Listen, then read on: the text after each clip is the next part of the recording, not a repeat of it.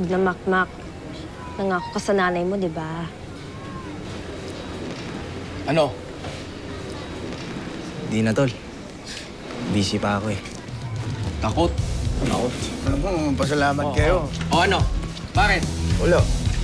Kailangan ba may dahilan para magpasalamat? Takot pala tong mga to eh.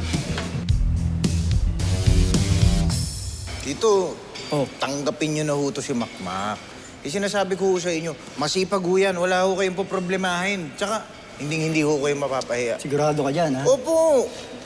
Well, anyway, pag-aralan ko tong resume mo. Tapos balitahan kita. Opo, sir. Maraming salamat. Sige. Pagbuti mo trabaho mo kung sakali.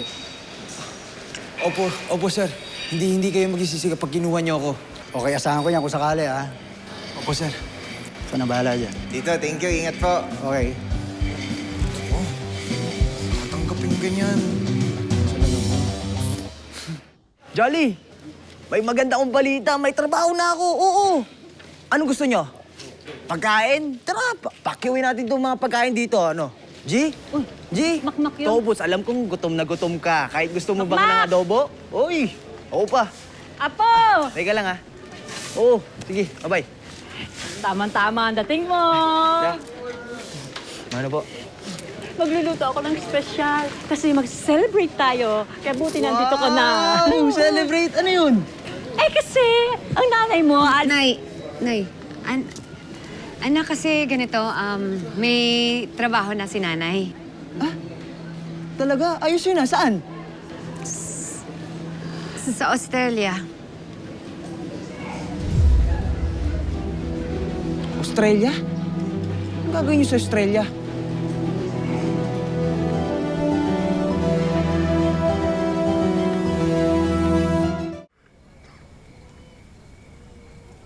Makmak, alam ba ng lola mo makipag-inuman ka sa amin?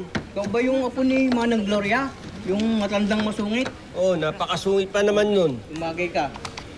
Bagay. Nino, ikaw talagang kalbo ka? Pinapainom mo apo ko? Gagawin niyo rin lasenggo? Kayo talaga, magsilayas nga kayo dito. Sinasabi ko sa'yo, Makmak, Dali napakasungit niyo lahat ng lola yan! mo eh. Ayan. Diba? Oo. Tayo, lumipat tayo doon. Nandito ako. Ang dami-dami mo pa sinasabi dyan. Oh, puro kayo mga perwisyo. Tapos mamaya, mag-iingay na naman kayo. Umuwi na kayo, matulog kayo. Anak, kausapin mo naman ako. Para sa'yo naman yung gagawin ko eh. Para pang college mo. Para mabigyan kita ng magandang kinabukasan. Hindi naman importante sa akin yun eh. Alam mo yung importante? Ang importante na huwag niyo akong iiwan. Anak, yun kasi naisip kong paraan para guminhawa yung buhay nating lahat.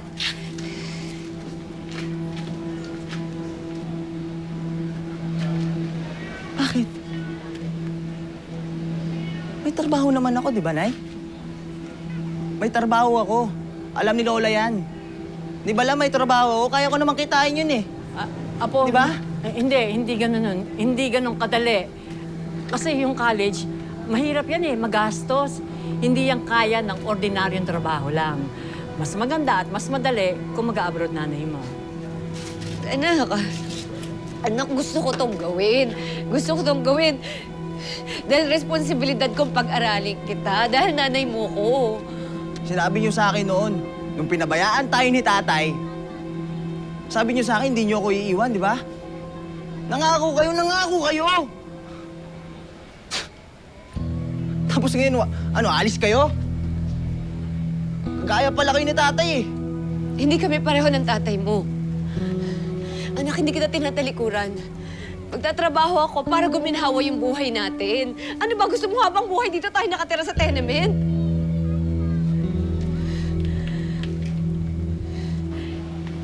Okay naman to ah. Masama ba to?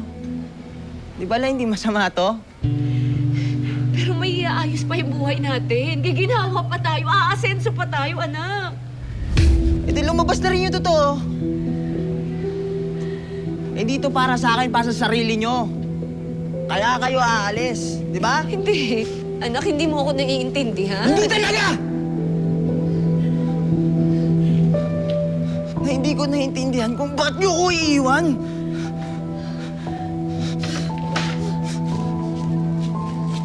Makmak!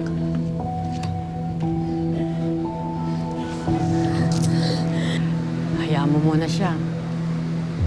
Walang mangyayari maganda kung pareho kayong mainit.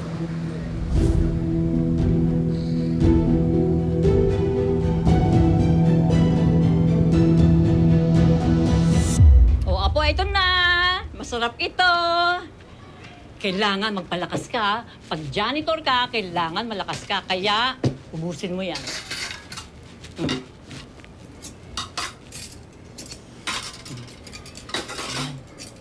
Oh, Ayoko muna la. Kape muna ako. sinayang naman ang pagod ko, tapos di kakain. Good morning po, Nay. May aasikasuhin lang po ako.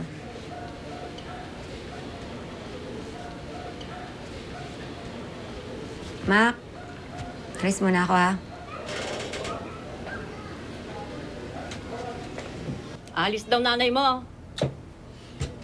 Ay, naku, kayong dalawa mamaya, mag-toothbrush kayo. Sigurado, pareho ng panis mga laway ninyo.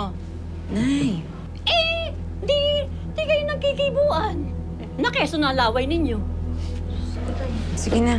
Una na ako. Sige, ingat ka. Uy, ikaw makmaka. Uy, tumingin ka sa akin, ikaw. Mag-usap nga tayo. Dapat ikaw iniintindi mo nanay mo. La, naiintindihan ko siya. O, yun naman pala. Naiintindi ko siya. Eh, di kung gusto niya umalis, umalis siya. Ako, Problema dun. aalis ang nanay mo para sa'yo. Ayaw niya umalis, pero gagawin niya yon para sa'yo. Hindi naman kailangan magsakripisyo para sa akin, di ba? Hindi kailangan, pero nanay siya eh. Lahat ng nanay, nagsasakripisyo para sa mga anak nila. Yun ang ginagawa ng nanay mo Yan para naman sa'yo. tayo eh. Di ba noon, nalaman niyang bakla tatay mo? Hindi siya nakipaghiwalay. Alang-alang sa'yo. Kahit yung mga taon, tingin sa kanya, isang babaeng tanga-tanga, nakikisama sa bakla, okay lang. Pinipilit niyang buuin yung pamilya niyo para sa'yo. Dedihin mo yun. Ngayon matanda ka na, malaki ka na, may isip ka na. Dapat naman siguro, ikaw naman na magbigay sa nanay mo. Isipin mo kung ano makakapagpasaya sa kanya, kung anong gusto niya. Kasi anak ka at mahal mo siya. Yun lang yun. Ano yung mind? Balak sa buhay mo. Sarap-sarap nito. Sa'yo mag-ina.